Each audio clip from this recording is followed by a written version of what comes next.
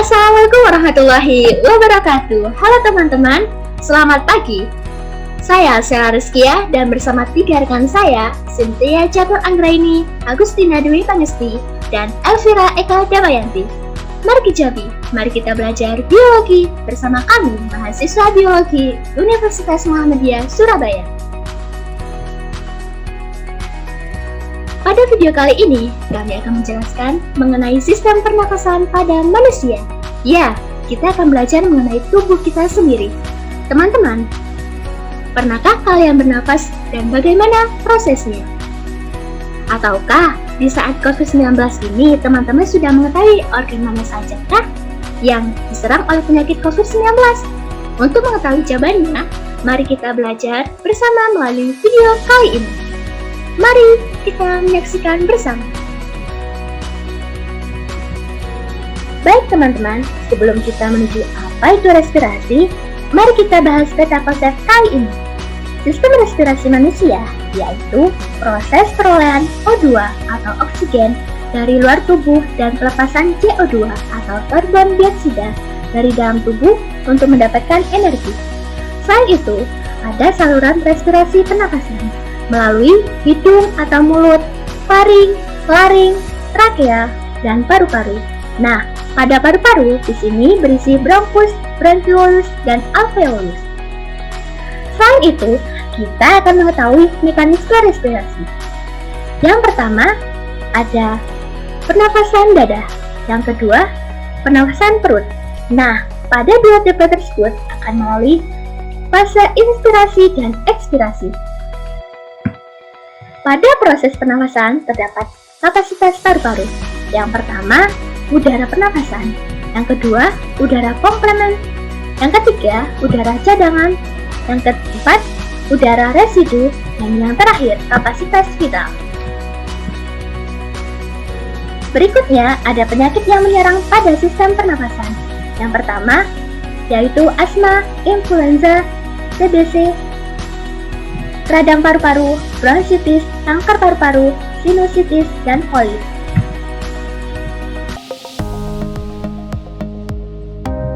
Apa itu respirasi?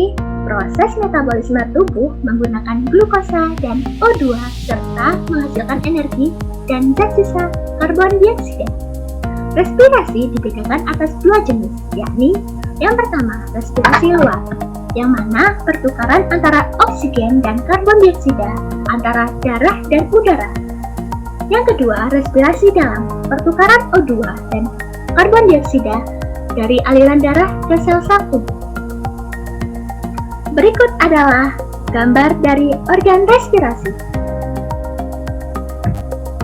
Mari kita memasuki pokok bahasan yang pertama, yaitu organ-organ saluran pernafasan pada manusia. Organ-organ saluran pernafasan pada manusia, yang pertama, hidung. Pada bagian ini, udara dari luar akan masuk lewat rongga hidung atau clavum nasalis. Rongga hidung berlapis selaput lendir. Di dalamnya terdapat kelenjar minyak atau kelenjar sebasea dan kelenjar keringat atau kelenjar sudori merah. Selaput lendir berfungsi menangkap benda asing yang masuk lewat saluran pernafasan. Selain itu, terdapat juga rambut pendek dan tebal yang berfungsi menyaring partikel kotoran yang masuk bersama udara. Pada permukaan rongga hidung terdapat rambut-rambut halus dan selaput lendir yang berfungsi untuk menyaring udara yang masuk ke dalam rongga hidung.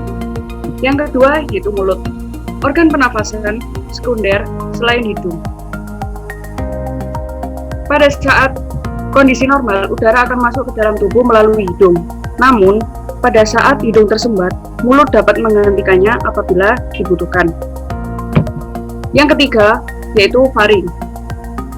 Udara dari rongga hidung masuk ke faring.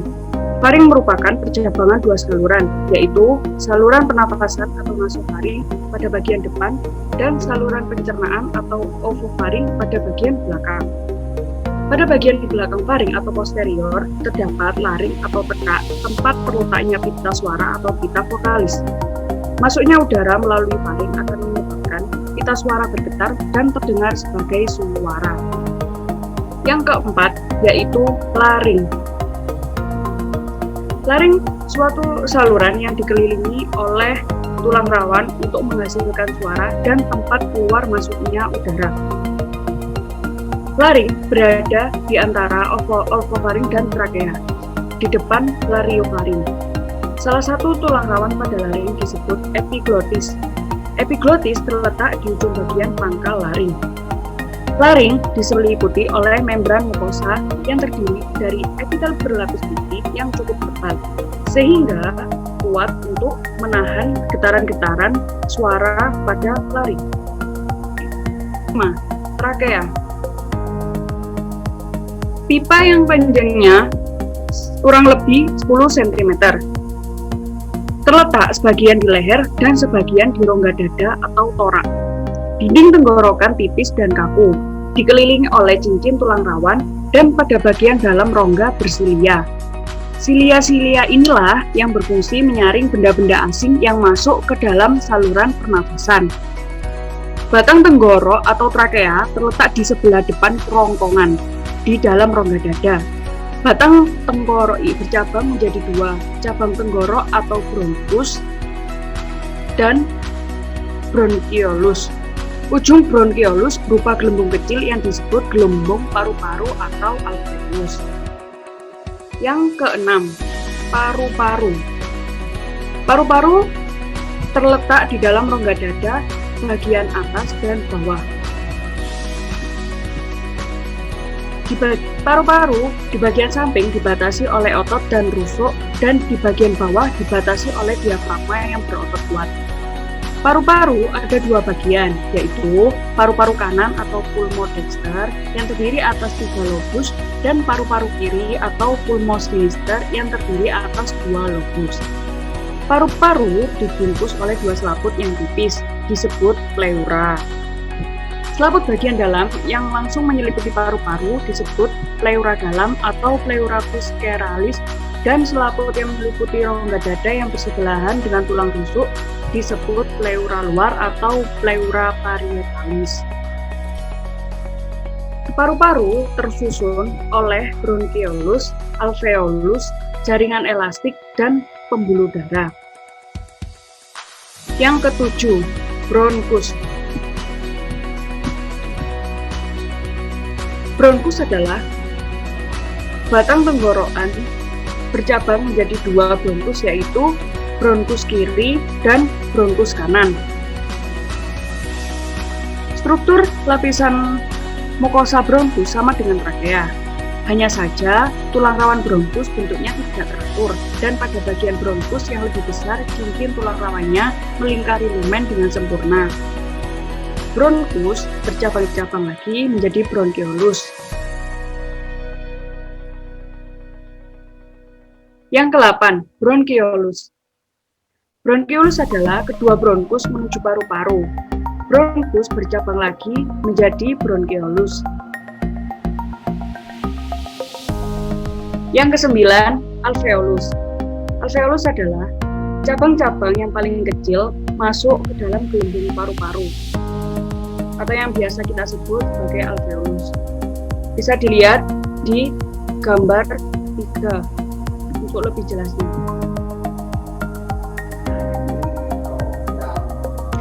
Baik teman-teman, selanjutnya kita akan membahas mengenai pokok bahasa yang kedua, yakni mengenai bagaimana proses mekanisme dalam pernapasan pada manusia.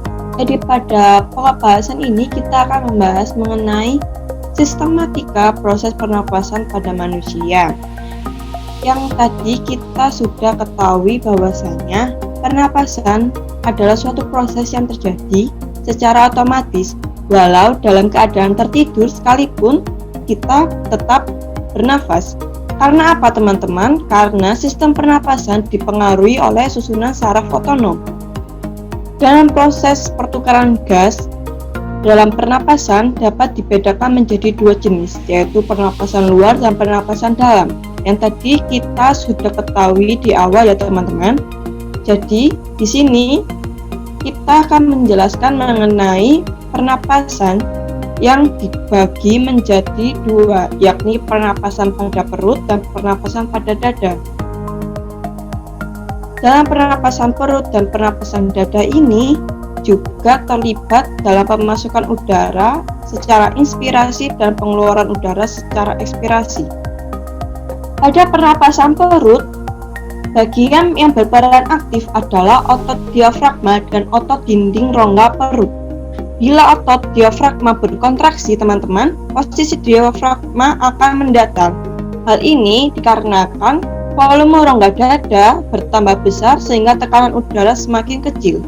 Penurunan tekanan udara menyebabkan mengembangnya paru-paru sehingga udara mengalir masuk ke paru-paru. Ini secara inspirasi. Selanjutnya, pada pernapasan dada. Pernapasan dada ini terjadi dengan melibatkan otot antar tulang rusuk, yang dimana otot tulang rusuk dapat dibedakan menjadi dua, yakni otot tulang rusuk luar yang berperan dalam mengangkat tulang-tulang rusuk dan tulang rusuk dalam yang berfungsi menurunkan atau mengembalikan tulang rusuk ke posisi semula. Mari teman-teman kita perhatikan gambar yang ada pada gambar 4 mengenai mekanisme pernapasan manusia, yakni pernapasan pada dada. Mula-mula pada proses pernapasan pada dada ini teman-teman, dimulai dari udara masuk melalui hidung, yang akan pada hidung itu terjadi penyaringan oleh bulu-bulu halus, di mana bulu-bulu halus pada hidung berfungsi untuk menyaring kotoran yang dibawa oleh udara.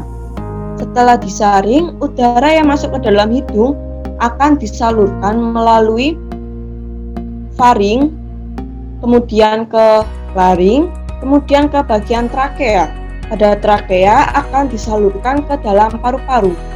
Dan bagian pada paru-paru ini teman-teman terjadilah pernapasan dada, yang dimana pada pernapasan dada ini kan yang paling berperan penting adalah otot dan otot antar tulang rusuk. Jadi, bila otot antar tulang rusuk berkontraksi, maka tulang rusuk akan terangkat sehingga volume dada bertambah besar atau mengembang. Bertambah besarnya akan menyebabkan tekanan dalam rongga dada lebih kecil daripada tekanan rongga dada luar. Karena tekanan udara kecil pada rongga dada menyebabkan aliran udara mengalir dari luar tubuh dan masuk ke dalam tubuh. Ini adalah merupakan proses mekanisme inspirasi teman-teman. Lanjut ke bagian mekanisme ekspirasi pada gambar di samping. Pada gambar di samping ini mula-mulanya terjadi apabila kontraksi dari otot dalam, tulang rusuk kembali ke posisi semula menyebabkan tekanan udara di dalam tubuh meningkat sehingga udara dalam paru-paru tertekan dalam rongga dada dan aliran udara terdorong ke luar tubuh. Inilah disebut proses ekspirasi. Jadi pada proses ekspirasi ini menunjukkan bahwasanya udara keluar dari paru-paru sehingga otot tulang rusuk relaksasi menyebabkan rongga dada mengempis dan diafragma relaksasi bergerak naik. Sedangkan di mekanisme inspirasi ini terjadi udara masuk di mana otot tulang rusuk kontraksi sehingga menyebabkan rongga dada mengembang serta diafragma kontraksi bergerak turun.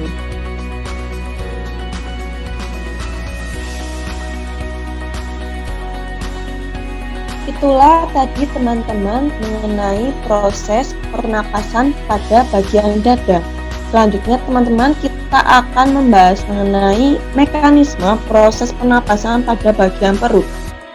Di mana proses pernapasan pada bagian perut ini ditunjukkan oleh gambar 5 mengenai mekanisme pernapasan perut. Di dalam proses pernapasan perut ini, bagian yang paling berperan aktif adalah otot diafragma dan otot dinding rongga perut. Bila otot diafragma berkontraksi, posisi diafragma akan mendatar.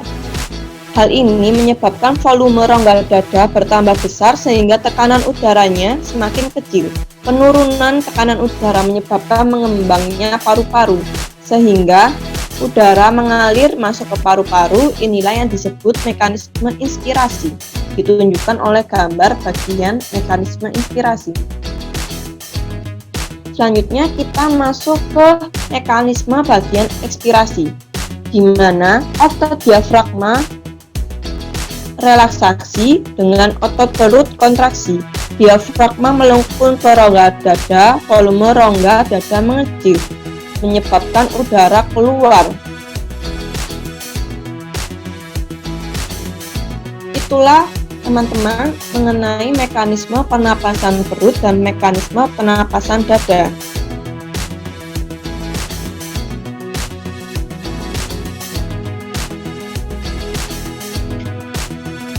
Selanjutnya teman-teman, kita akan membahas mengenai kapasitas paru-paru. Apa itu kapasitas paru-paru? Kapasitas paru-paru ini merupakan proses di mana kemampuan paru-paru menampung udara pernapasan. Dalam kapasitas paru-paru ini terbagi menjadi 5 bagian. Yang pertama, udara tidal. Udara tidal ini merupakan udara yang keluar masuk paru-paru pada saat pernapasan biasa, dengan jumlah volume udaranya sebesar 500 mili. Jadi di udara tidal ini, udara yang keluar masuk paru-paru pada waktu melakukan pernapasan secara biasa. Yang kedua, mengenai udara komplementer. Udara komplementer ini adalah udara yang masih dapat dihirup setelah inspirasi biasa. Besar volumenya udaranya sekitar 1,5 liter.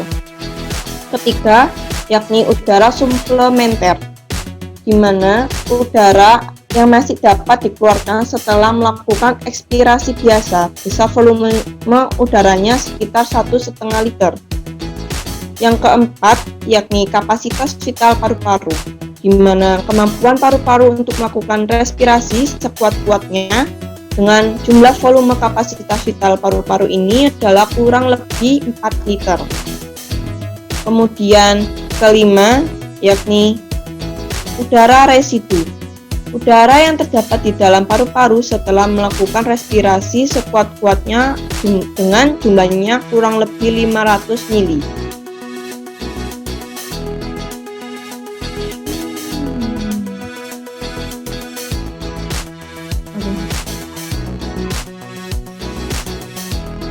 Nah, untuk materi selanjutnya yaitu gas-gas dalam udara pernafasan. Presentase gas utama pernafasan dalam udara yang keluar masuk paru-paru sebagai berikut. Ini ada tabel, yaitu ada gas udara luar sebelum masuk paru-paru berupa persen, udara di alveoli, udara yang keluar dari paru-paru. Nitrogen yaitu sebanyak 79,01%, udara di alveoli 80,7%, udara yang keluar dari paru-paru 79,6%, dan ada oksigen dan karbon dioksida. Pertukaran udara berlangsung di dalam alveolus dan pembuluh darah yang mengelilingi gas oksigen dari karbon dioksida akan difusi melalui sel-sel yang menyusun dinding alveolus dan kapiler darah. Nah, pada materi selanjutnya akan membahas tentang faktor-faktor yang mempengaruhi frekuensi pernafasan. Jumlah udara yang keluar masuk ke paru-paru setiap kali bernafas disebut sebagai frekuensi pernafasan. Pada umumnya, frekuensi pernafasan manusia setiap menitnya sebanyak 15-18 kali. Cepat atau lambatnya frekuensi pernafasan dipengaruhi oleh beberapa faktor, di antaranya yang pertama yaitu usia. Nah, teman-teman, perlu diketahui, semakin bertambahnya usia, akan semakin rendah frekuensi pernafasannya. Hal ini berhubungan dengan energi yang dibutuhkannya. Yang kedua yaitu jenis kelamin. Nah, untuk laki-laki itu frekuensi pernafasannya lebih tinggi dibanding dengan wanita. Karena kebutuhan akan oksigen serta produksi karbon dioksida pada pria lebih tinggi dibanding dengan wanita. Yang ketiga yaitu suhu tubuh. Semakin tinggi suhu tubuh seseorang, maka akan semakin cepat frekuensi pernafasannya. Hal ini berhubungan dengan peningkatan proses metabolisme yang terjadi dalam tubuh.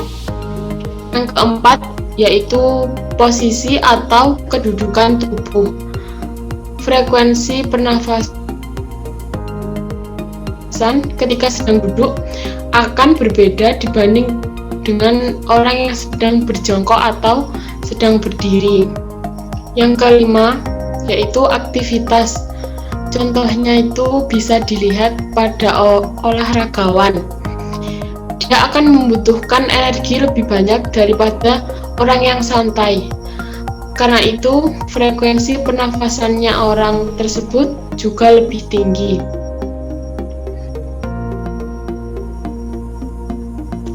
Selanjutnya, pada pokok bahasan yang ketiga ini, kita akan membahas tentang kelainan, yaitu penyakit yang ditimbulkan dari pernafasan pada manusia. Dari slide di atas sudah dijelaskan organ-organ yang berperan dalam sistem pernafasan. Seluruh bagian dari sistem pernafasan tersebut bekerja sama untuk memastikan proses pernafasan berlangsung secara lancar. Tujuannya yaitu untuk membawa oksigen ke seluruh tubuh, membuang karbon dioksida, dan menjaga keseimbangan asam pH tubuh. Nah, teman-teman bisa dilihat, ini adalah gambar kelainan pada pernafasan manusia. Apakah teman-teman menjumpai perbedaan dari kedua paru-paru tersebut? Nah, benar sekali. Paru-paru ini ada rongga-rongga, yaitu seperti lubang-lubang. Ini tampak pada paru-paru orang yang menderita TBC, dan ini ada paru-paru normal.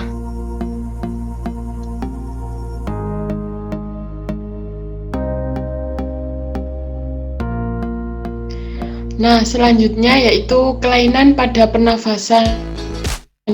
Yang pertama yaitu asma. Asma adalah gangguan saluran bronkus atau bronkiolus yang mengalami penyempitan karena alergi atau psikis atau disebabkan adanya otot polos pada trakea yang mengalami kontraksi sehingga saluran trakea menyempit. Penyakit influenza ini ditularkan dengan melalui medium udara melalui bersin dari si penderita. Nah, untuk pencegahannya bisa dengan memakai masker. Yang selanjutnya yaitu influenza. Influenza yaitu infeksi virus yang menyerang hidung, tenggorokan, dan paru-paru. Penderita flu akan mengalami demam, sakit kepala, pilek, hidung tersumbat, serta batuk. Sebagian besar virus influenza disebabkan melalui kontak langsung. Seorang yang menutup bersin dengan tangan akan menyebarkan virus ke orang lain. Maka dari itu, ketika bersin, hendaknya menutup dengan benda lain dan diusahakan tidak menutup dengan tangan, karena itu bisa menularkan ke orang lain. Yang selanjutnya yaitu TBC. TBC ini orang-orang sering menyebut sama dengan radang paru-paru.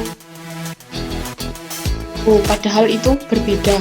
TBC yaitu penyakit pernafasan yang disebabkan karena bakteri Mycobacterium tuberculosa. Penyakit ini bisa menular melalui udara. penderita akan mengalami peradangan pada dinding alveolus sehingga difusi oksigen akan terganggu. Selanjutnya yaitu radang paru-paru atau pneumonia. Pneumonia merupakan gangguan pernafasan di mana bagian alveolus terisi banyak lendir yang disebabkan terinfeksinya dinding alveolus oleh bakteri. Nah, gejala pneumonia ini yaitu demam, batuk berdahak, sesak nafas, dan nyeri dada saat bernafas, dan batuk yang mengakibatkan badan seseorang lemas. Untuk pengobatannya itu diperlukan penanganan yang khusus, yaitu pemberian obat-obatan oleh dokter yang harus dikonsumsi sesuai petunjuk penggunaan. Yang terakhir yaitu COVID-19. Tidak asing lagi bagi kita COVID-19 yang pertama kali muncul di negeri Wuhan pada kisaran 31 Desember 2019 yang tiba-tiba ada di Indonesia. Nah, penularan COVID-19 bisa melalui cara-cara, yaitu yang pertama, tidak sengaja menghirup percikan ludah atau droplet yang keluar saat penderita COVID-19 bersin atau batuk. Yang kedua, memegang mulut, hidung, atau mata tanpa mencuci tangan terlebih dahulu setelah menyentuh benda yang terkena droplet penderita COVID-19. Yang ketiga, yaitu kontak jarak dekat atau kurang dari 2 meter dengan penderita COVID-19 tanpa mengenakan masker. Nah, akhir-akhir ini kalian harus tetap waspada, tetap memakai masker, dan selalu mencuci tangan. Oke teman-teman, kita review kembali ya bahwasanya respirasi adalah suatu proses pertukaran gas oksigen atau O2 dari udara yang akan menghasilkan karbon dioksida atau CO2 yang harus dikeluarkan karena tidak dibutuhkan oleh tubuh. Nah, lalu pernapasan ada 2 jenis, yaitu pernapasan dada dan pernapasan perut. Pernapasan dada terjadi karena otot antar tulang rusuk berkontraksi sehingga rusuk terangkat. Akibatnya, volume rongga dada membesar. Membesarnya rongga dada membuat tekanan dalam dada mengecil dan paru-paru mengembang. Pada saat paru-paru mengembang, tekanan udara di luar lebih besar daripada di dalam paru-paru. Akibatnya, udara masuk. Sebaliknya, saat otot antar tulang rusuk berkontraksi, tulang rusuk turun. Akibatnya, volume rongga dada mengecil sehingga tekanan di dalamnya pun naik. Pada keadaan ini, paru-paru mengempis hingga udara keluar. Nah, pada pernafasan perut terjadi gerakan diafragma. Jika otot diafragma berkontraksi, rongga dada membesar dan paru-paru mengembang. Akibatnya, udara masuk ke dalam paru-paru. Saat otot diafragma relaksasi, diafragma kembali ke keadaan semula. Saat itu, rongga dada menyempit, mengorong paru-paru sehingga mengempis. Selanjutnya, udara dari paru-paru akan keluar. Seperti itu teman-teman. Jadi, pada video kali ini, kita akan mengetahui bagaimana sih sistem pernafasan pada manusia itu. Berikut ini adalah biodata sang penulis. Sekian dari kami, terima kasih, semoga bermanfaat.